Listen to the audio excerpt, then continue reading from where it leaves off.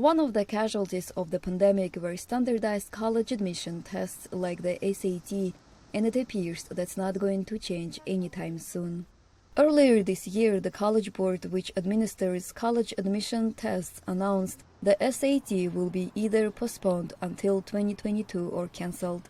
These tests have been a rite of passage and necessary part of the college admissions process.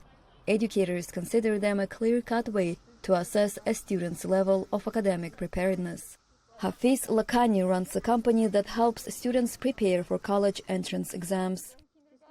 The difficulty of earning an A can be very different from one school to another. So this is where the standardized part of standardized tests is quite important.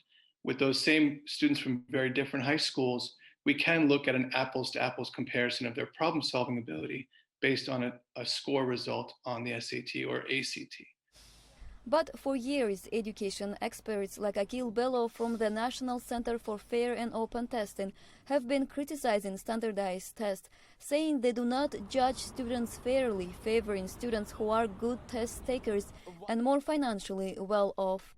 To a certain extent, you could think of test preparation as steroids for standardized testing. So the more you use standardized testing, the more you advantage those with the money to pay for standardized test prep. It also excludes various demographic groups depending on the education they received.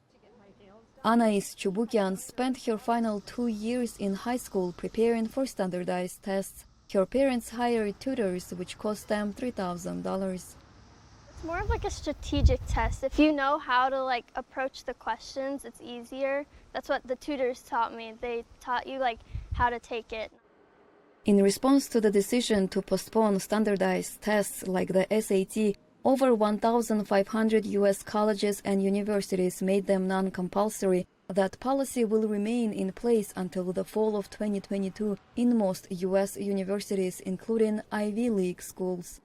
Adilova Fatukasi, a former high schooler in Washington, D.C., was among those who decided to skip the standardized test. She was admitted into the University of Pennsylvania. I was advised to just take the test option for my more selective colleges. Critics of standardized tests are encouraging universities to have test-blind policy. Some colleges, which is a much more clear policy, the University of California system, St. Mary's in Texas, have announced that they will not look at test scores at all. So if you submit them, they're not considering them. And I think that policy is a very clear policy, asking students to focus on their academics in school and their personal interests. Anais and Adilova got into the schools they wanted, but while their future looks bright, the future of college admissions test remains unclear. Anush Avetisyan, VOA News, Washington.